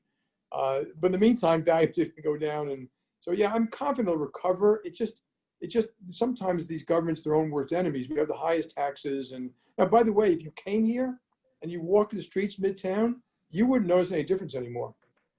It's not barren. Mm-hmm. You know, if you came in our building, yeah, it's our building is 80% not occupied. But people are walking around. They're in the parks. They're eating outside. A lot more dining outside now, which I always really enjoy too. So you wouldn't feel as bad as the image you get when you read certain newspapers. And a lot of the violence is very isolated in certain parts of town. And so great. Thank you. Yeah. Thank you for the positive view, and I'll make sure I share with my colleagues. Yeah. Can I ask a question? This is Catherine No with Central Pacific Bank in Hawaii. And first, thank you to USJC for this opportunity to join the session. But my question is, what do you see as the role of business leaders in this COVID crisis, whether that be in advising elected officials or role in the community? And then maybe if you could share some things that you and JP Morgan have done particularly amidst this crisis. Yeah, one of my great frustrations is, COVID, we were not prepared. The country wasn't prepared for it. And that's not blaming Trump or Obama or anything. I don't think the world was prepared. Having gone through this, we need to be prepared. It showed us it was one world. We all should have plans in place. Japan did better than most, but of course, if any one country does badly, it's bad for all countries. And then the murder of George Floyd, about the racial inequalities. But one of my deep frustrations is, but the shortcomings of America, which were exposed by those things, were known well beforehand. Okay, our inner city school education, our infrastructure, our stifling bureaucracy and red tape for small businesses, and I can go on and on about our healthcare system, where we got some of the best in the world in terms of, if you come here, you have cancer, medicine, and pharma, and eyes, but on the other hand, 50 million people don't have insurance. There should be a minimum standard of care for your citizens if you want to have a healthy society. And those were there, and they've been there, and they're all our own policy. They're all our own shortcomings. None of it has to do with immigration. None of it has to do with trade or China or some of that, even though I think there are legitimate issues with China. And so my frustration, but one of the lessons from that is that you're not going to fix these problems without business. So government's just, I think 85% of the people in America work for private sector, not for government. Governments aren't fast enough. They don't have the technology, the capability. You can go to any elected official and they'll tell you, we don't know all the problems they're doing. And the world's gotten more complex and far faster. Business, so a lot of our businesses, I'm sure yours and a lot of people, we're great corporate citizens. We help our employees, we help our communities, but it is not enough. We have to take more responsibility for the things that aren't working. And so, for example, you can come to New York City here and you can drive by, figuratively and literally, the worst parts of American society. And you could probably do the same thing in parts of Japan and the same thing in parts of anywhere you go in the world and still run a very successful company. But was that the right thing to do? And is it going to be fixed without you? And if you don't help fix it, is that really good for your company? Which obviously it's not, because these inequalities, can tear countries apart also. So yeah, business has to be involved, long-term, sustained, working together, and also they have to drop sometimes their very parochial interests. A lot of businesses all around the world, when they deal with governments, it's all about what can the government do for them? Special taxes, regulatory protections, getting them to agree to that, certain pricing practices, not like what's good for my country. And so, yeah, I'm pretty adamant about this. I'm writing an op-ed about it, that we've got to do more. We've got to be engaged. And it is part of your responsibility, because if you run a company, so America for 10 years grew at 2% a year, which, by the way, was the worst 10-year growth we've had ever, and the worst recovery of all time. And by any measure, it should have been 1% more. That 1% more, I forgot the number, would have been like $13,000 or $14,000 per person by the end of the time, and cumulatively $100,000 more, which would have afforded more healthcare, more bridges, more hospitals, more education, more. And so the growth is like the thing that lifts up everybody and then gives you more wherewithal to help the less fortunate. Hi there. Hi, Jamie. USJC, again, thank you so much for hosting this. This is terrific. And Jamie, for your time and for what you communicated earlier. We're by the way, I'm from Hitachi and Hitachi Vantara, so I represent both companies. Jamie, we are in the midst of a pandemic and about to go into an election, and there is all sorts of data and indicators that come out, and and it's sort of it's this whirling pool of stuff, right? And I'm wondering, when you look at your business and choose to make certain decisions or choices, what kind of data do you rely on? Because there's so much coming in, and it's very hard to really pick one over the other right now. Yeah, and I always remind people there's what I call real data, and like modeled, like not real data. So what's real? Yeah. It's real that people buy a car. It's real they buy a home. It's real if they spend $1. What's not real? GDP, unemployment. I mean, there are a lot of assumptions and things going. So I try to look at the real data and stuff like that. But I think the most important for society is unemployment. I mean, if you look at one number that is, are people suffering? Is the economy doing better? And by also the converse, employment, but it's not one versus the other. If you look at America today, unemployment is like 10%, but millions of people have left the workforce. So that's a huge contributor to a GDP reduction when you have 2%, I forgot the numbers, but leave your workforce. So we look at all of it, but we get credit card data every day, and we get auto sales every day, and we get spending every day, deposits every day. We can see what corporations are borrowing every day. And so we focus on that. We obviously have to forecast a little bit.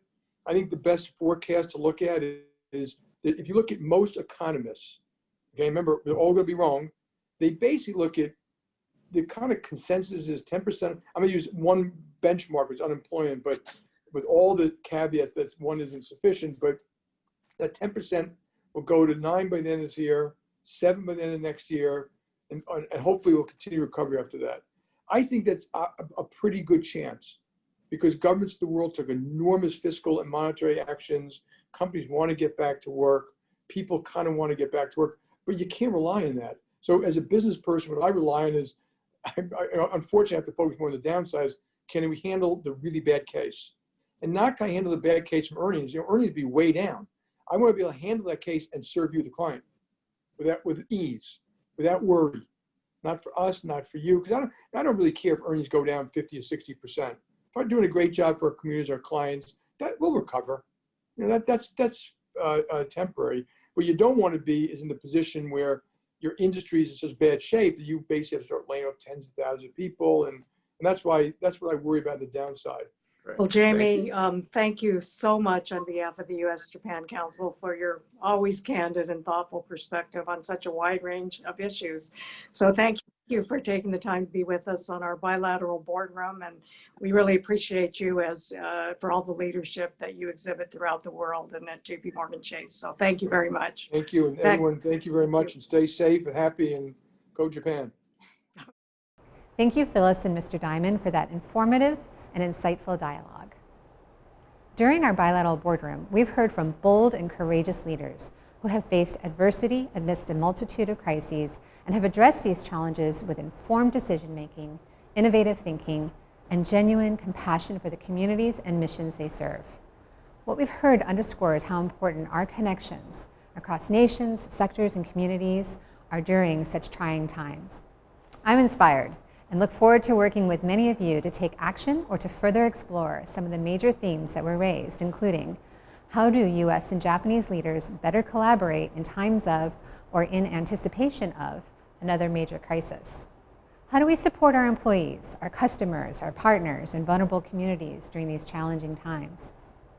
How can we improve the business environment for remote work with digital transformation and a focus on sustainability?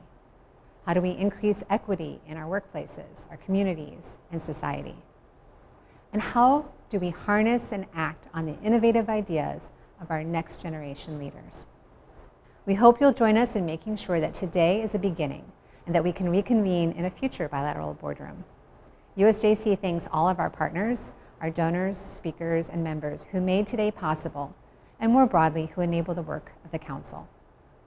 And speaking of special people who have been instrumental to the bilateral boardroom, it's my privilege to turn to Paul Yonomine, Executive Chairman at Central Pacific Bank and USJC's incoming board chair, for closing remarks. Hello, I am Paul Yonomine, Chair-elect of the U.S. Japan Council's Board of Directors. Thank you so much for joining our virtual bilateral boardroom event today. We hope that there were some good takeaways from the discussions and that you enjoyed the time you spent with us. Please allow me to take this opportunity to also thank our many sponsors who not only funded this virtual event, but added significant funds towards the future operations of the U.S. Japan Council. I joined the Council over a decade ago because I was passionate about helping to further what the late Senator Daniel Inouye and Irene Hirano Inouye referred to as the most important bilateral relationship in the world, that of the United States and Japan. Strengthening this relationship is the mission of the U.S. Japan Council, and it is very personal to me. My family, the Yonomine family, will always be indebted to both countries for the good living afforded us through the generations. My grandfather emigrated from Okinawa to Maui, and my father from Honolulu to Tokyo, to have a better life for themselves and their families. I have been fortunate in my career and in life because of my upbringing in and knowledge of both countries. I hope for the same for my 3 children. I am sure that many of you joining us today can relate to this. For the past 75 years, a strong partnership has been created between our 2 countries. There has been considerable bilateral commerce and investments, and it should continue successfully, despite whatever challenges we face today and in the future. However, the U.S. Japan Council believes that it is time for our 2 countries to take this relationship to the next level. These are difficult times, and there is much for us to learn from and collaborate with one another. Both of our nations have its strengths and weaknesses, but we believe they augment each other almost perfectly. Synergy from our relationship can be powerful, not just for us, but for the world. The U.S. Japan Council will endeavor through its new leadership to contribute to taking our relationship to that next level. Over the course of our planned future events, we hope to further define and set ourselves in motion towards this vision. We hope you will join us and help harvest the greatness that is possible through an even closer and productive U.S. and Japan relationship. Thank you for joining us, and we look forward to the next opportunity of connecting with you again. Goodbye.